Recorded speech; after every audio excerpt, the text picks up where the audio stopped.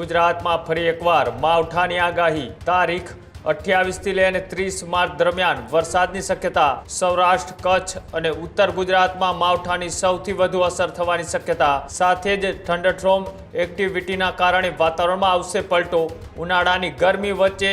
Western disturbance સર્જાય અને તેની જ અસર હવે સીધી ગુજરાત ઉપર જોવા મળે તેવી શક્યતા ગુજરાતમાં હજી થોડા દિવસ પહેલા ખેડૂતો માવઠાનો મહાર હજી સહન નથી કરી ચૂક્યા ત્યાં ફરીથી એકવાર એ માવઠાની આગાહી છે તે કરવામાં આવી છે ફરીથી એક નવું વેસ્ટર્ન ડિસ્ટર્બન્સ આવી રહ્યું છે અને એનો ટ્રક છે એ ગુજરાત સુધી લંબાય તેવી પૂરી શક્યતાઓ છે જેની અંદર ખાસ કરીને સૌરાષ્ટ્ર કચ્છ અને ઉત્તર ગુજરાતના ભાગોની અંદર વધુ અસર થાય તેવી શક્યતાઓ છે એટલે જે વિસ્તારોમાં માવઠું પડશે એમાં 28 થી 30 માર્ચ 2026 દરમિયાન ગાજવીજ અને પવન સાથે માવઠું પડવાની શક્યતાઓ છે જેટલું પણ ખેતી પાકોની અંદર આપણે સાચવી શકતા હોય એટલું સાચવી લેવાનું કેમ કે એક વેસ્ટર્ન ડિસ્ટર્બન્સ પસાર થવાનું છે અને એનો ટ્રક ફરીથી ગુજરાત સુધી લંબાશે આખો વિડીયો જોતા પહેલા હજુ પણ અમારી ચેનલને સબસ્ક્રાઇબ નથી કરી તો યુટ્યુબ પર સબસ્ક્રાઇબ કરો અને ફેસબુક અને ઇન્સ્ટાગ્રામ પર ફોલો કરો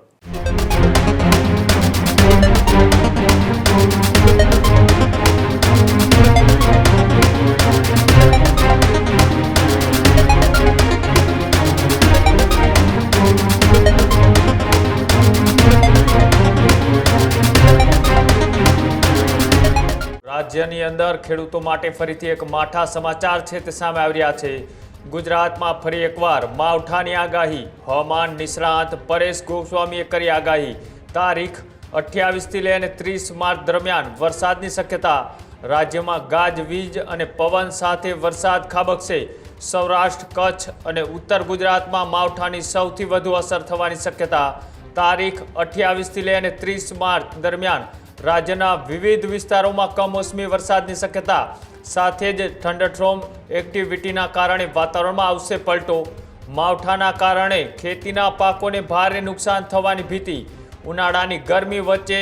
વેસ્ટર્ન ડિસ્ટર્બન્સ સર્જાય અને તેની જ અસર હવે સીધી ગુજરાત ઉપર જોવા મળે તેવી શક્યતા ખેતીના તૈયાર પાકને સુરક્ષિત રાખવા માટે પરેશ ગોસ્વામીએ ખેડૂતોને કરી અપીલ જે રીતના એ ગુજરાતમાં હજી થોડા દિવસ પહેલા ખેડૂતો માવઠાનો મહાર હજી સહન નથી કરી ચૂક્યા ત્યાં ફરીથી એકવાર એ માવઠાની આગાહી છે તે કરવામાં આવી છે ભર ઉનાળે તપતા તાપ વચ્ચે વરસાદ પડે તેવી શક્યતા છે તે હવામાન વિભાગ દ્વારા પણ આ મામલે આગાહી છે તે કરવામાં આવી હતી અને હવે હવામાન નિષ્ણાત પરેશ ગોસ્વામી દ્વારા પણ આ હવામાન વિભાગની આગાહી બાદ પરેશ ગોસ્વામીએ પણ માવઠાની આગાહી છે તે કરી છે અને માવઠાની આગાહીમાં કયા વિસ્તારોની અંદર એ વરસાદ પડી શકે છે કયા વિસ્તારો વધારે પ્રભાવિત થઈ શકે છે તેને લઈ હવામાન નિષ્ણાત પરેશ ગોસ્વામીએ શું કહ્યું આવો તે પણ જોઈએ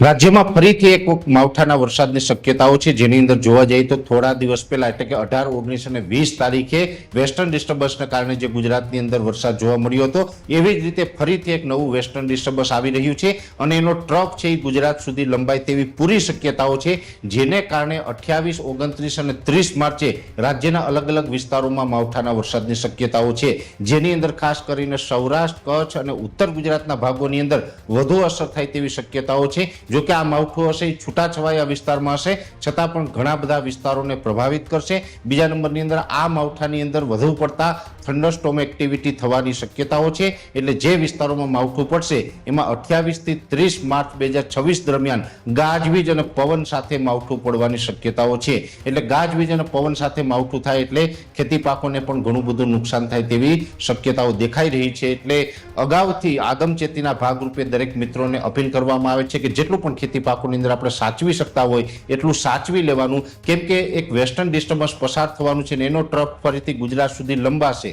અત્યારે આપણે ઉનાળો ચાલી રહ્યો છે ગરમીનો માહોલ છે એટલે 700 HPA લેવલે આ ટ્રકને કારણે એક અસ્થિરતા બનશે અને આ અસ્થિરતા છે 28, 29, 30 માર્ચમાં ગાજવીજ અને પવન સાથે વરસાદના રૂપમાં અસર કરવાની છે જેની દરેક મિત્રોએ નોંધ લેવી આ જ પ્રકારની તમામ અપડેટ જોવા માટે ન્યૂઝરૂમ ગુજરાતને લાઇક, શેર અને સબસ્ક્રાઇબ કરવાનું ભૂલતા નહીં.